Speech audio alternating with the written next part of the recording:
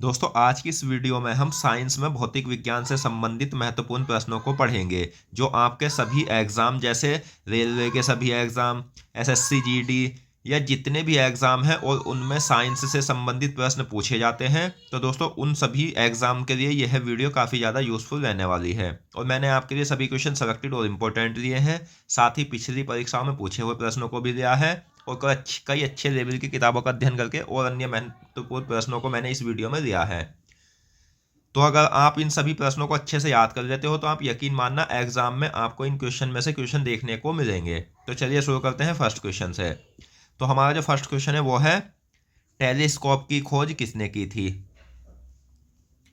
तो टेलीस्कोप होता क्या है? टेलीस्कोप होता है दूर स्थित वस्तुओं को देखने के लिए जो उपयोग होता है वो टेलीस्कोप का होता है। टेलीस्कोप की जो खोज की गई थी ये किसके द्वारा की गई थी? तो गैलीलियो ने टेलीस्कोप की खोज की थी। ऑप्शन ए सही आंसर है। अगला क्वेश्चन है, एक कटा हुआ हीरा किस कारण चमकता है? तो एक कटा हुआ हीरा जो होता है ये किस कारण चमकता है? तो ये चमकता है पूर्ण आंतरिक परावर्तन के कारण, यानी संपूर्ण आंतरिक परावर्तन के कारण एक कटा हुआ हीरा चमकता है। अगला क्वेश्चन है, ध्वनि की तीव्रता कौन मापता है? तो ध्वनि की जो तीव्रता मापी जाती है वो मापी जाती है ऑडियोमीटर के द्वारा। ऑडियोमीटर के द्वारा ध्वनि की तीव्रता को मापा जाता है। नेक्स्ट, लंबाई का एसआई मात्रक क्या होता है? तो दोस्तों लंबाई का जो एसआई मात्रक होता है वो क्या होता है? तो लंबाई का एसआई मात्रक होता है मीटर। नेक्स्ट, माध्यम के घनत्व में किसी ध्वनि तरंग के संपूर्ण दोलन में लगने वाला समय क्या कहलाता है? तो माध्यम के घनत्व में किसी ध्वनि तरंग के संपूर्ण दोलन में लगने वाला समय कहलाता है आवर्तकाल। तो ऑप्शन बी सही आंसर है। अगला क्वेश्चन है, हवाई जहाज का आविष्कार किसने किया था? तो हवाई जहाज का जो आविष्कार किया गया था ये राइट ब्रदर्स के द्वारा किया गया था। वहीं बात करें हेलीकॉप्टर की तो हेलीकॉप्टर का आविष्कार किया था ब्रिकवेट ने। अगला क्वेश्चन है, गाड़ी की गति को मापने वाला यंत्र कौन सा होता है? तो गाड़ी की जो गति मापी जाती है वो किस यंत्र के द्वारा मापी जाती है? तो स्पीडोमीटर के द्वारा गाड़ी की गति को मापा जाता है। वहीं अगर बात करें कि कौन सा वाहन कितना चला हुआ है, यानी एक महीने में कितना चला है या एक साल में कितना चला है, तो वो मापता है ओडोमीटर। इससे पहले भी दोस्तों हम कई क्लासें भौतिक विज्ञान की पढ़ चुके हैं जो आप हमारे चैनल की प्लेलिस्ट पर जाकर पढ़ सकते हो। नेक्स्ट है, दूरी मापने की सबसे बड़ी इकाई क्या है? तो दूरी मापने की जो सबसे बड़ी इकाई होती है वो क्या होती है? तो पारसेक दूरी मापने की सबसे बड़ी इकाई होती है। एक पारसेक कितने प्रकाश वर्ष के बराबर होता है? तो एक पारसेक जो होता है ये होता है 3.26 प्रकाश वर्ष के बराबर। एक पारसेक 3.26 प्रकाश वर्ष के बराबर होता है। नेक्स्ट है, एक पारसेक कितने मीटर के बराबर होता है? तो अगर बात हो मीटर की तो एक पारसेक मीटर के बराबर होता है 3.08 गुना 10 की घात 16 मीटर के बराबर। एक पारसेक 3.08 गुना 10 की घात 16 मीटर के बराबर होता है। नेक्स्ट है, बाईफोकल लेंस की खोज किसने की थी? तो बाईफोकल लेंस की जो खोज की गई थी ये किसके द्वारा की गई थी? तो बेंजामिन फ्रैंकलिन ने बाईफोकल लेंस की खोज की थी। ऑप्शन बी सही आंसर है।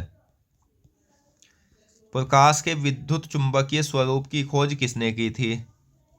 तो प्रकाश के विद्युत चुंबकीय स्वरूप की जो खोज की गई थी ये किसके द्वारा की गई थी? तो ये की गई थी मैक्सवेल के द्वारा। प्रकाश के विद्युत चुंबकीय स्वरूप की खोज मैक्सवेल ने की थी। दूध का घनत्व कौन मापता है? तो दूध का जो घनत्व मापा जाता है ये किसके द्वारा मापा जाता है? तो लैक्टोमीटर के द्वारा दूध का घनत्व मापा जाता है। नेक्स्ट, प्रक्षेपास्त्र की खोज किसने की थी? तो प्रक्षेपास्त्र की जो खोज की गई थी ये किसके द्वारा की गई थी? तो ये की गई थी वर्न वॉन ब्रान के द्वारा। प्रकाश का छोटे छोटे कणों से मिलकर बनना क्या कहलाता है? तो प्रकाश का छोटे छोटे कणों से मिलकर बनना कहलाता है फोटॉन। ऑप्शन सी सही आंसर है। प्रकाश का छोटे छोटे कणों से मिलकर बनना फोटॉन कहलाता है। झूठ का पता लगाने वाली मशीन का क्या नाम है? तो वह मशीन जो झूठ का पता लगाती है वो होती है लाइट डिटेक्टर, जिसे पॉलीग्राफ भी कहा जाता है। दो विशिष्ट ऑप्टिकल क्षमता वाले लेंसों के संयोजन को क्या कहा जाता है? तो दो विशिष्ट ऑप्टिकल क्षमता वाले लेंसों को कहा जाता है बाइफोकल लेंस। नेक्स्ट, प्रकाश का तरंग सिद्धांत किसने दिया था? तो प्रकाश का तरंग सिद्धांत दिया था दोस्तों हाइगेंस ने। और मैं आपको बता दूं, अगर आपको यह वीडियो पसंद आ रही है दोस्तों तो प्लीज़ वीडियो को लाइक करो और साथ ही हमें कमेंट बॉक्स में बताएं कि आपको यह वीडियो कैसी लगी। और आप एक बात से निश्चिंत रहे, मैं आपको जो भी सब्जेक्ट कराऊंगा उसे संपूर्ण कराऊंगा, यानी अधूरा नहीं पढ़ाऊंगा। कई हजार प्रश्नों को मैं आपको एक एक सब्जेक्ट के कराऊंगा। और साथ ही दोस्तों कम समय में ज़्यादा से ज़्यादा प्रश्नों को मैं अपनी वीडियो में लेकर आता हूं, क्योंकि स्टूडेंट के लिए समय की काफ़ी ज़्यादा कीमत होती है और मैं किसी स्टूडेंट का समय बर्बाद नहीं करूँगा। तो अगला क्वेश्चन है, ताप का एसआई मात्रक क्या होता है? तो ताप का जो एसआई मात्रक होता है वो होता है केल्विन। केल्विन ताप का एसआई मात्रक होता है। हाइड्रोजन बम की खोज किसने की थी? तो हाइड्रोजन बम की जो खोज की गई थी ये किसके द्वारा की गई थी? तो हाइड्रोजन बम की खोज की थी एडवर्ड टेलर ने। अगला क्वेश्चन है, प्रकाश विद्युत प्रभाव किसने दिया था? तो प्रकाश विद्युत प्रभाव जो दिया था ये दिया था आइंस्टीन ने। आइंस्टीन ने प्रकाश विद्युत प्रभाव दिया था। नेक्स्ट, धारा की दिशा पता लगाने वाला यंत्र कौन सा है? तो वह यंत्र जिसके द्वारा धारा की दिशा पता लगाई जाती है वो होता है गैल्वेनोमीटर। गैल्वेनोमीटर धारा की दिशा पता लगाने वाला यंत्र होता है। डाक टिकट की खोज किसने की थी? तो डाक टिकट की जो खोज की गई थी ये किसके द्वारा की गई थी? तो रोलैंड हिल ने डाक टिकट की खोज की थी। ऑप्शन ए सही आंसर है। पहली पेट्रोल से चलने वाली कार का इंजन किसने बनाया था? तो पहली पेट्रोल से चलने वाली कार का जो इंजन बनाया गया था ये किसके द्वारा बनाया गया था? तो कार्ल बेंज के द्वारा। वायुमंडल की अनुपस्थिति में आकाश का रंग कैसा दिखाई देगा? दोस्तों आकाश का जो रंग दिखाई देता है वो नीला दिखाई देता है, लेकिन अगर वायुमंडल की अनुपस्थिति हो जाए, वायुमंडल न हो, तो फिर क्या होगा? प्रकाश का प्रकीर्णन नहीं होगा और आकाश का रंग नीला प्रकाश के प्रकीर्णन के द्वारा दिखाई देता है। तो वायुमंडल की अनुपस्थिति में आकाश का रंग काला दिखाई देगा। अगला क्वेश्चन है, वायुमंडल की उपस्थिति में किस कारण आकाश का रंग नीला दिखाई देता है? तो ये दिखाई देता है प्रकाश के प्रकीर्णन के कारण। पॉलीग्राफ की खोज किसने की थी? तो पॉलीग्राफ की जो खोज की गई थी दोस्तों ये की गई थी लार्सन के द्वारा। लार्सन ने पॉलीग्राफ की खोज की थी। ऑप्शन ए सही आंसर है। लार्सन ने पॉलीग्राफ की खोज कब की थी? तो लार्सन ने जो पॉलीग्राफ की खोज की थी यानी झूठ का पता लगाने वाली मशीन की, तो 1921 ईस्वी में की थी। द्रव्यमान का एसआई मात्रक क्या होता है? तो द्रव्यमान का जो एसआई मात्रक होता है किलोग्राम। अगला क्वेश्चन है, फाउंटेन पेन किस सिद्धांत पर काम करता है? फाउंटेन पेन की खोज की थी लेविसी वाटरमैन ने, और ये जो काम करता है दोस्तों ये काम करता है केसी-कतरू के सिद्धांत पर। तारों का टिमटिमाना किसका उदाहरण है? तो तारे जो टिमटिमाते हैं ये टिमटिमाते हैं प्रकाश के अपवर्तन के कारण। वायु की गति को कौन मापता है? तो दोस्तों वह यंत्र जो वायु की गति को मापता है एनीमोमीटर कहलाता है। एनीमोमीटर वायु की गति को मापता है। अगला क्वेश्चन है, बहुत लंबी दूरी को कौन मापता है? तो बहुत लंबी दूरी किसके द्वारा मापी जाती है? तो प्रकाश वर्ष के द्वारा, यानी एक वर्ष में प्रकाश द्वारा चली गई दूरी क्या कहलाती है? तो प्रकाश वर्ष कहलाती है। अगला क्वेश्चन है, काल वाष्प की खोज किसने की थी? तो काल वाष्प की जो खोज की गई थी ये की गई थी निकोलस कुगनाल के द्वारा। काल वाष्प की खोज निकोलस कुगनाल ने की थी। ऑप्शन ए सही आंसर है। अगला क्वेश्चन है, समय का एसआई मात्रक क्या होता है? तो समय का जो एसआई मात्रक होता है वो सेकंड होता है। ऑप्शन डी सही आंसर है। समय का एसआई मात्रक सेकंड होता है। जरा दृष्टि वाले लोगों के लिए किस लेंस का उपयोग होता है? तो जरा दृष्टि वाले लोगों के लिए जो उपयोग होता है लेंस का वो होता है बाइफोकल लेंस का उपयोग। सूर्य ग्रहण के समय सूर्य का कौन सा भाग दिखाई देता है? तो सूर्य ग्रहण के समय जो सूर्य का दिखाई देने वाला भाग होता है वो किरीट या कोरोना होता है। कार आंतरिक दहन की खोज किसने की थी? तो पेट्रोल से चलने वाली कार की खोज की थी कार्ल बेंज ने, और वहीं कार वाष्प की खोज की थी निकोलस कुगनाल ने, और कार आंतरिक दहन की खोज की थी सैमुअल ब्राउन ने। अगला क्वेश्चन है विद्युत धारा का एसआई मात्रक क्या होता है। तो विद्युत धारा का जो दोस्तों एसआई मात्रक होता है वो होता है एम्पियर। एम्पियर विद्युत धारा का एसआई मात्रक होता है।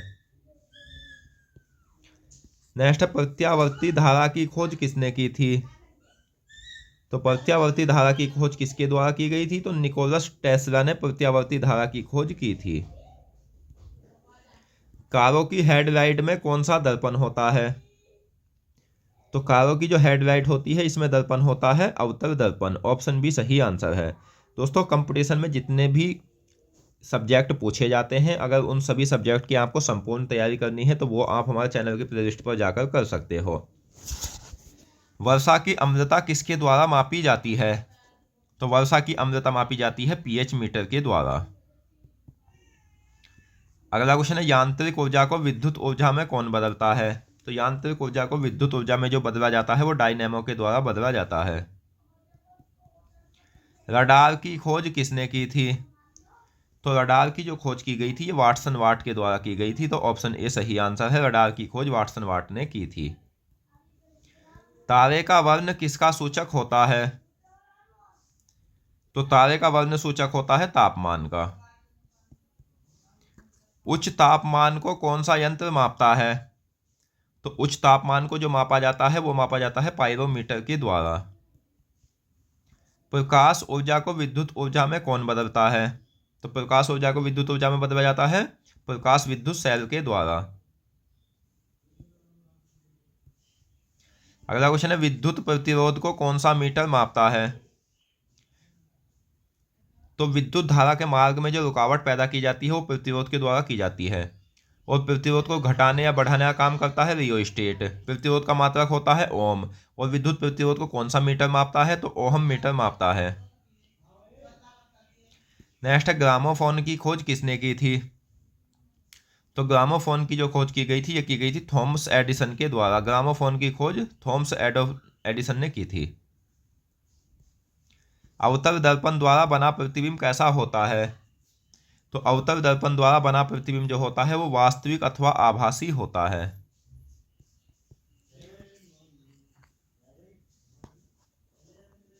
महासागर में डूबी हुई वस्तुओं की स्थिति जानने के लिए उपयोगी यंत्र कौन सा है। तो महासागर में डूबी हुई वस्तुओं की स्थिति जानने के लिए उपयोगी यंत्र होता है सोनार।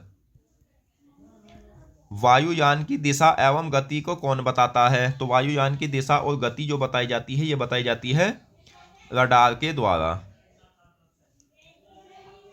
अगला क्वेश्चन है गुरुत्वाकर्षण नियम किसने दिए थे। तो गुरुत्वाकर्षण नियम जो दिए गए थे ये दिए गए थे आइजैक न्यूटन के द्वारा।